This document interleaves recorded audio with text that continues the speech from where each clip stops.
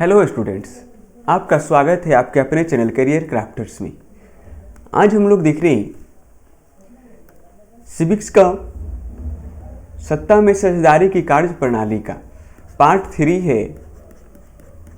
ठीक है, हम लोग पर डे 30 मिनट का क्लास करते हैं। ठीक है, आज हमारा पार्ट 3 है जिसमें हम लोग सेकंड पार्ट में जाने थे भारत में संघवाद का विकास। ठीक है, आज देखेंगे भारत में संघीय शासन व्यवस्था किस प्रकार से, क्या क्या शासन में राज्य सरकार और केंद्र सरकार में विभाजन क्या क्या है ना। कौन सा कार्य जो केंद्र सरकार कर सकते हैं, कौन सा कार्य जो राज्य सरकार कर सकते हैं, कौन सा कार्य दोनों मिलकर कर सकती। ठीक है, उसके बाद देखेंगे भाषा नीति के बारे में जानेंगे। तो आज हम लोग देखेंगे कितना पार्ट 3 है। ठीक है, तो हम लोग चलिए शुरू करते हैं। भारत में संघीय शासन व्यवस्था। ठीक है, तो कहता है भारतीय संविधान में 2 तरह की सरकारों की व्यवस्था की गई है। कहता है भारतीय संविधान में कितने तरह की सरकार की व्यवस्था की गई है, तो 2 तरह की। पहला क्या है, एक संपूर्ण राष्ट्र के लिए केंद्रीय सरकार होती है और दूसरी प्रत्येक प्रांतीय या राज्य सरकार के लिए, है ना, एक राज्य सरकार होती है जिसे हम राज्य सरकार कहते हैं। कहता है भारतीय संविधान में 2 तरह की सरकारों की व्यवस्था की गई है, जिसमें पहला क्या था, संपूर्ण राष्ट्र के लिए, है ना, एक केंद्रीय सरकार और दूसरी किसी प्रांतीय या राष्ट्र के लिए, है ना, उसे हम लोग क्या कहते हैं, राज्य सरकार कहते हैं। जो संपूर्ण देश का हो वो केंद्रीय सरकार, वो किसी राज्य या फिर प्रांतीय के लिए सरकार हो जिसे हम लोग राज्य सरकार भी कहते हैं। ठीक है, सेकंड है पॉइंट हमारा, संविधान में स्पष्ट रूप से केंद्र और राज्य सरकार के कार्यों के कार्य क्षेत्र और अधिकार का बंटवारा किया गया है। कहता है संविधान में स्पष्ट रूप से, ठीक है, केंद्र और राज्य सरकार के बीच कार्य और उनके अधिकार को बांटा गया है। ठीक है, कंप्लीट है। संविधान में केंद्र सरकार और राज्य सरकार के बीच, ठीक है, कार्य क्षेत्र और उनके अधिकार को विभाजन किया गया है। आगे है, विधायी अधिकारों को 3 सूचियों में बांटा गया है।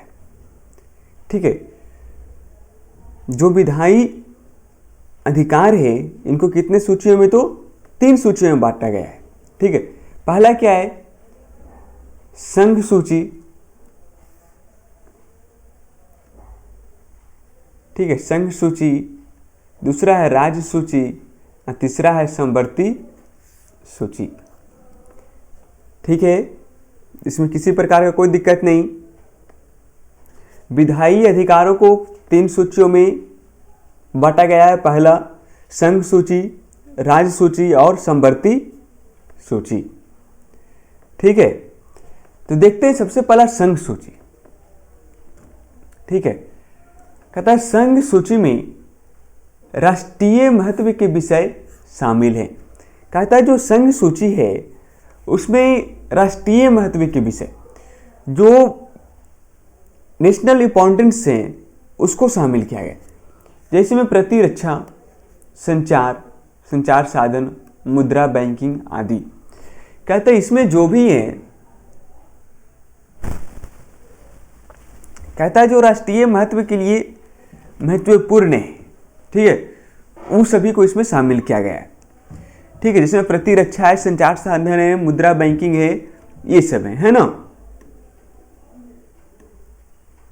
या फिर कह सकते हैं विदेश नीति, है ना, ये सब क्या है, तो संघ सूची में आता है। सेकंड है हमारा राज्य सूची। कहता है राज्य सूची में राज्य और स्थानीय महत्व के विषय शामिल हैं। कहता है राज्य सूची में राज्य और स्थानीय विषय के महत्व शामिल है, जिसके अंतर्गत आ सकते हैं जेल, शिक्षा, पुलिस आदि। कहता है देखिए जो राज्य सूची है उसमें स्थानीय महत्व के विषय शामिल होते हैं, जिस प्रकार जेल भी हो सकता है, शिक्षा है ना, ये सबको राज्य सूची के अंतर्गत में रखा गया है। ठीक है, लेकिन इसमें ध्यान रखिएगा, जो संघ सूची है ना, जो संघ सूची के जो महत्व हैं, इनमें कानून बनाने का अधिकार, ठीक है, जो कानून बनाने का अधिकार है, जो सिर्फ केंद्र सरकार को है।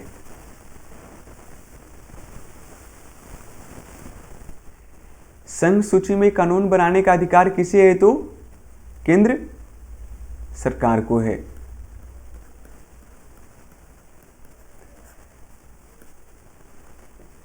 कंप्लीट है।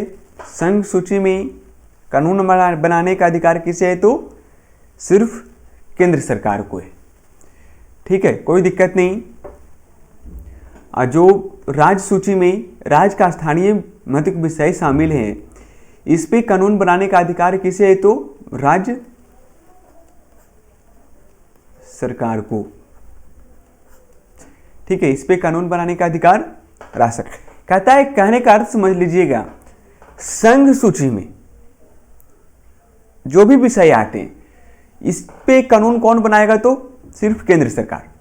और राज्य सूची में इसमें कानून कौन बनाते हैं? तो राज्य सरकार कानून इसमें बनाएगा। इसमें ना केंद्र इसमें हस्तक्षेप नहीं करेगा। ठीक है, अगला है हमारा समवर्ती सूची। कहता है जितने भी प्रकार के विषय एक्स्ट्रा हैं, जो संघ सूची और राज्य सूची के बीच, राज्य सूची में नहीं आते, ठीक है, वो महत्व जो संघ सूची और राज्य सूची के अंतर्गत नहीं आते, वो किसके अंतर्गत आते हैं? समवर्ती सूची के अंतर्गत आते हैं। ठीक है,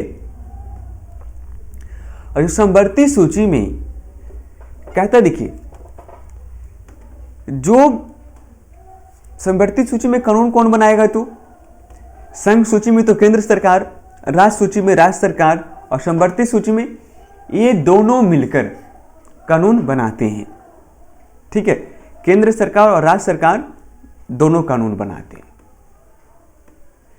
ठीक है,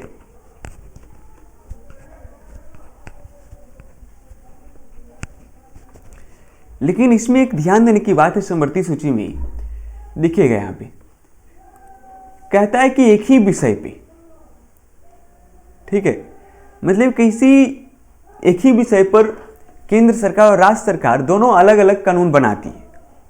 ठीक है, और दोनों में जब टकराव होता है केंद्र सरकार और राज्य सरकार में, ठीक है, उस कानून को लेकर, तब इसमें जो केंद्र सरकार की कानून होती है वो मान्य होती है।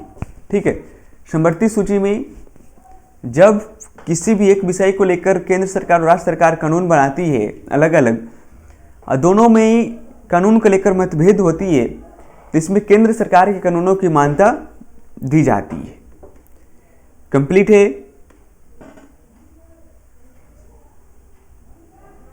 लेकिन ध्यान रखें, समवर्ती सूची में दोनों सरकारें, केंद्र सरकार, राज्य सरकारें दोनों मिलकर कानून बना सकती है।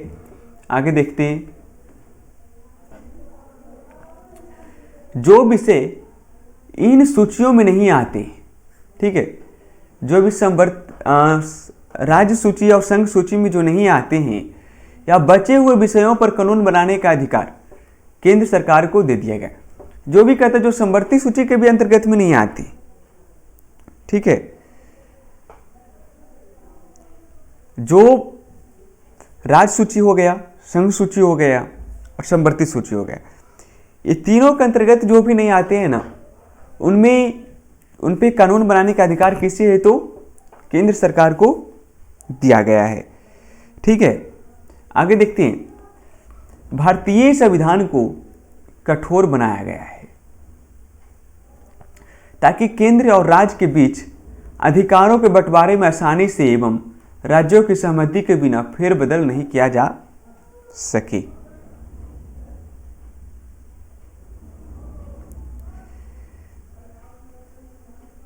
देखिएगा, कहता है भारतीय संविधान को बहुत ही जटिल बनाया गया है, ठीक है, ताकि केंद्र और राज्य के बीच अधिकारों को बंटवारे में कहता है केंद्र और राज्य के बीच अधिकारों के बंटवारे में आसानी से एवं राज्यों की सहमति के बिना फेरबदल नहीं किया जा सकता है। जैसे में कोई कानून नियम है, ठीक है, उसको बदलना है तो केंद्र सरकार को ज़्यादा ताकत है ना, वो चाहे तो बदल दे। लेकिन संविधान में एक जटिल समस्या है कि किसी भी सहमति को बदलने के लिए राज्य सरकार की सहमति का होना बहुत ही जरूरी, तभी उसे फेरबदल किया जा सकता है। ठीक है, अगला है सरकार चलाने एवं अन्य जिम्मेदारियों के निर्वहन के लिए जरूरी राजस्व की उगाही के लिए केंद्र एवं राज्य को कर लगाने एवं संसाधन जुटाने का अधिकार प्राप्त है। कहता है सरकार को चलाने के लिए राजस्व की जरूरत पड़ेगी। राजस्व करने का मतलब मुद्रा की जरूरत पड़ेगा, है ना। तो इसके लिए केंद्र और राज्य सरकारें, ठीक है, टैक्स लगा सकती है। ठीक है, संसाधन को जुटाने के लिए वो टैक्स लगा सकती है, राज्य सरकारें और केंद्र सरकारें दोनों। ठीक है, देखते होंगे पेट्रोल डीजल में सरकार भी टैक्स लगाती है, केंद्रीय सरकार भी और राज्य सरकार भी टैक्स लगाती है ना। तो इसमें किसी प्रकार का कोई दिक्कत नहीं।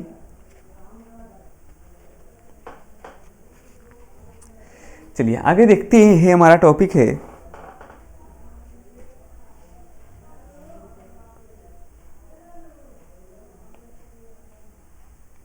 देखिए कुछ पॉइंट और है जो जान लेते हैं।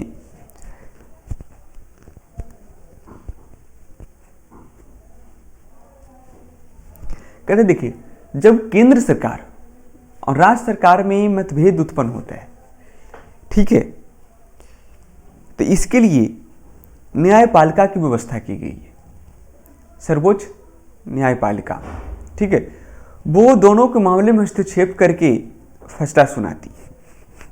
ठीक है, या फिर केंद्र और राज्य में किसी प्रकार का झगड़ा होता है, ठीक है, और उसे संविधान के द्वारा जांच पड़ताल करके, ठीक है, उसे वो फैसला सुनाती है, दोनों को बीच का जो मतभेद होता है उसे दूर करती है ना।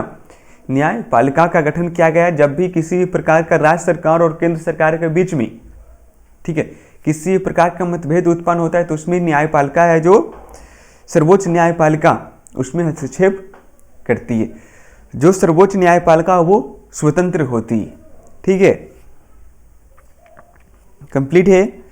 आगे हमारा है टॉपिक है भाषा नीति। ठीक है, भाषा नीति। तो देखते हैं भाषा नीति क्या है। एक तो हम लोग जानते हैं भारत में बहुत सी भाषाएं बोली जाती है। ठीक है, भारत में बहुत सी भाषाएं बोली जाती है। ठीक है, यहाँ हर एक कह सकते हैं हर एक गांव क्षेत्र में अलग अलग प्रकार की भाषाएं बोली जाती है। ठीक है, तो वही कहता है भाषा नीति में कि भारत में बहुत सी भाषाएं बोली जाती है। कहता है भारतीय संविधान में हिंदी भाषा को राष्ट्रभाषा का दर्जा दिया गया है। कहता है कि भारतीय संविधान में हिंदी भाषा को राष्ट्रभाषा का दर्जा दिया गया है क्योंकि यह आबादी के 40% लोगों की भाषा है। कहता है भारत में जो आबादी है उनके लगभग 40% लोग, ठीक है, हिंदी भाषा को बोलते हैं या फिर जानते हैं।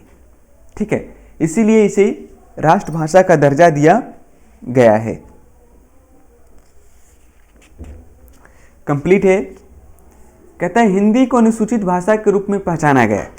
जो हिंदी है इसे अनुसूचित भाषा के रूप में पहचाना गया है।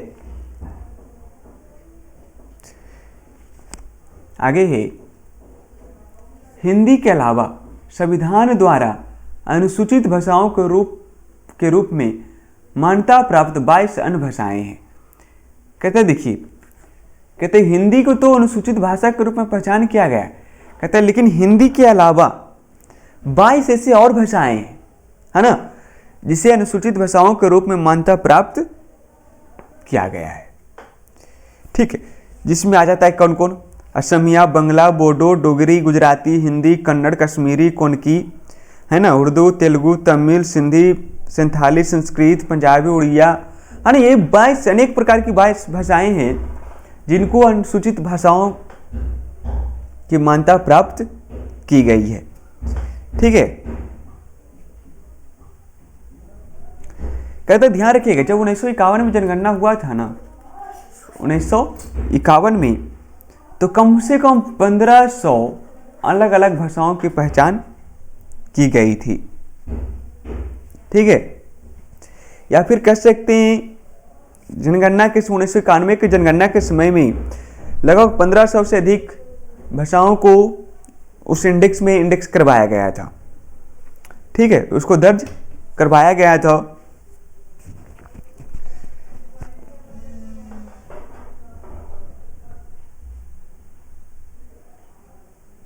वन मिनट,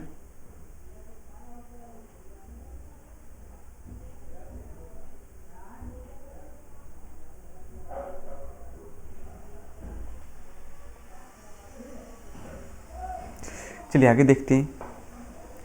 वही कारण 1991 की जनगणना के समय में लगभग 1500 से ज़्यादा भाषाओं को, है ना, इंडेक्स करवाया गया था या फिर दर्ज करवाया गया था।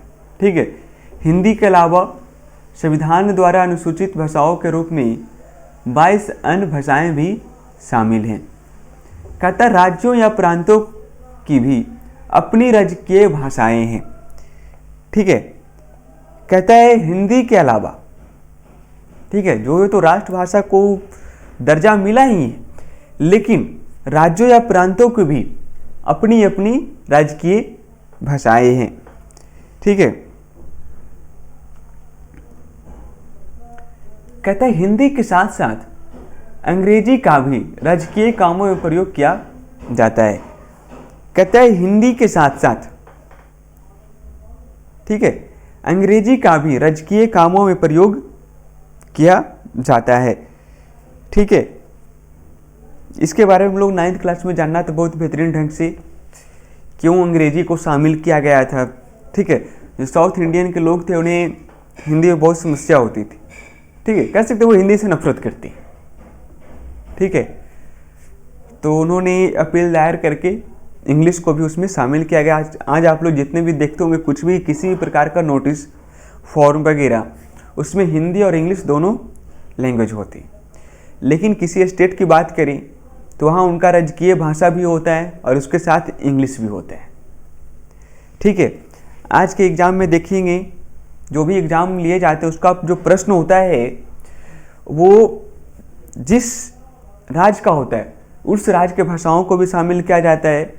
इसके अलावा 2 और भाषाएं, हिंदी और इंग्लिश, ये भी शामिल किया जाता है। ठीक है, लेकिन हिंदी और इंग्लिश कॉमन है हर एक फॉर्म में, या फिर हर एक राज्य के जितने भी काम होते हैं उसमें हिंदी और इंग्लिश को शामिल किया जाता है। इसके बारे में 9th क्लास में जानना था। ठीक है, आगे देखते हैं।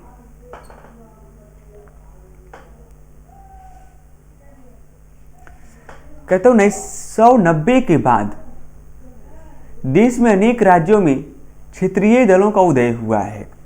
कहता हूं 1990 के बाद, ठीक है, कि देश में अनेक राज्यों में क्षेत्रीय दलों का उदय हुआ है और इसी दौर में केंद्र में गठबंधन सरकार की शुरुआत का भी था।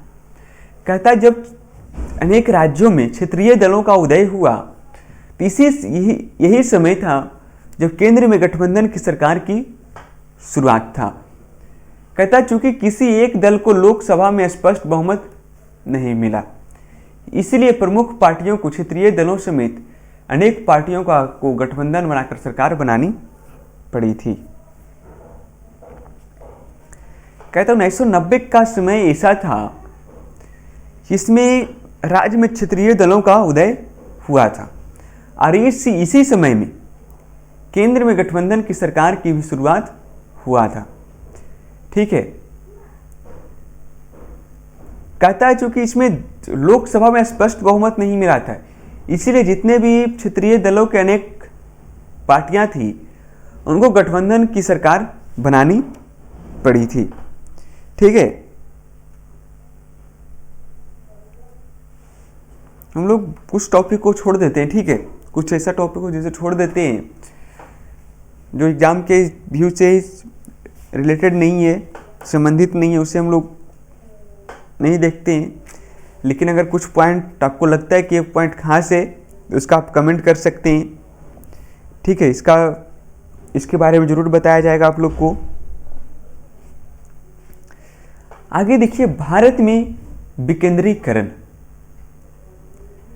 ठीक है, भारत में विकेंद्रीकरण। इससे पहले जो चैनल पे जो वीडियो देख रहे हैं, वीडियो अच्छा लग रहा है तो वीडियो को लाइक भी करिए।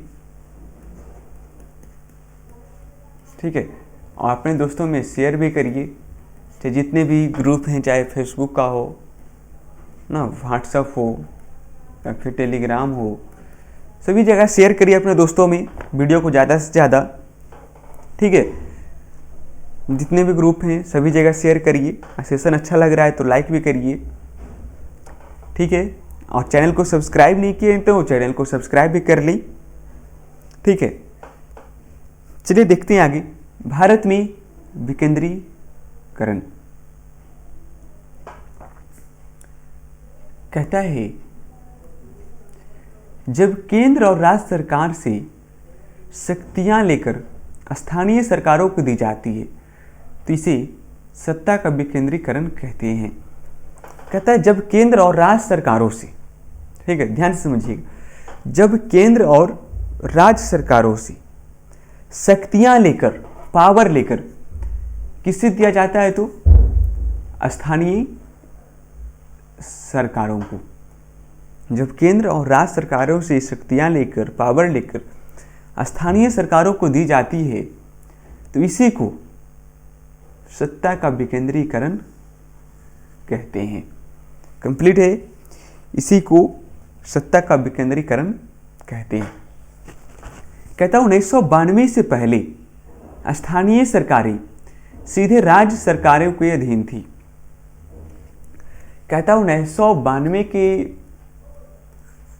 पहले जो स्थानीय सरकारें थी वो सीधे राज्य सरकारों के अधीन में थी। ठीक है, स्थानीय सरकारों के पास अपने स्वयं के संसाधन या शक्तियां नहीं थी।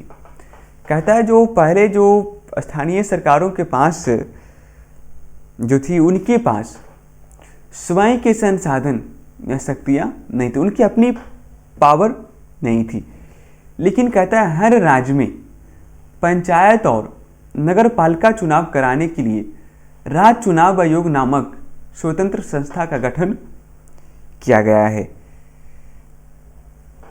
कहता है हर राज्य में पंचायत और नगर पालिका चुनाव कराने के लिए, ठीक है, हर राज्य में पंचायत और, ठीक है, नगर पालिका चुनाव कराने के लिए राज्य चुनाव आयोग नामक स्वतंत्र संस्था का गठन किया गया है। ठीक है, यहां तक किसी को दिक्कत है तो आप लोग कमेंट करके जरूर बताएं हम लोग को।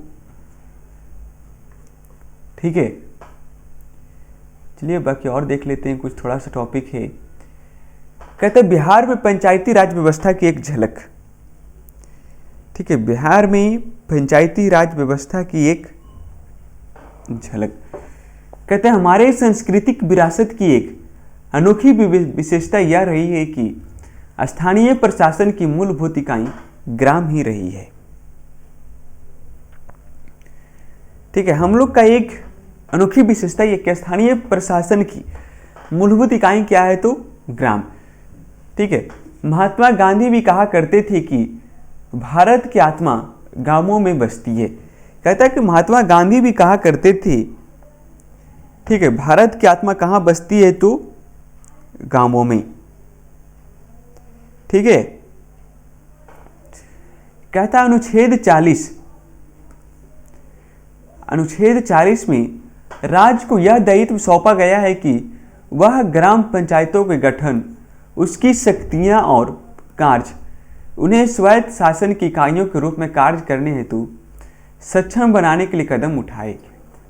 कहता है संविधान के अनुच्छेद 40 में यह कहा गया है, ठीक है, या फिर यह दायित्व सौंपा गया है कि ग्राम पंचायतों का गठन करके उनकी शक्तियों और कार्य, ठीक है, उनकी स्वायत्त शासन की इकाई के रूप में कार्य करने के लिए उन्हें सक्षम बनाने के लिए कदम उठाइए।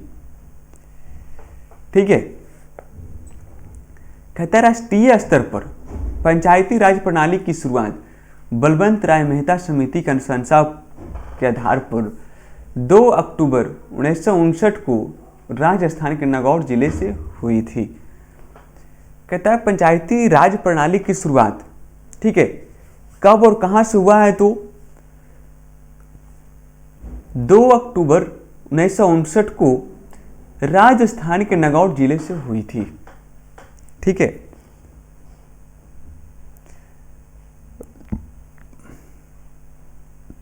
कहता है राष्ट्रीय स्तर पर पंचायती राज प्रणाली की शुरुआत कहाँ से हुई, तो राजस्थान के नागौर जिले से। ठीक है, कब हुआ, तो 2 अक्टूबर 1959 को, और किस समिति के अनुशंसा के आधार पर, तो बलवंत राय मेहता समिति के अनुशंसा के आधार पर। ठीक है, इसमें किसी प्रकार का कोई दिक्कत नहीं, दिक्कत होता है तो कमेंट करके आप जरूर बताइएगा। ठीक है, कहता है 1959 में ही आंध्र प्रदेश में पंचायती राज व्यवस्था लागू की गई थी। कहता है 1959 में ही, ठीक है, आंध्र प्रदेश में भी पंचायती राज व्यवस्था को लागू किया गया था।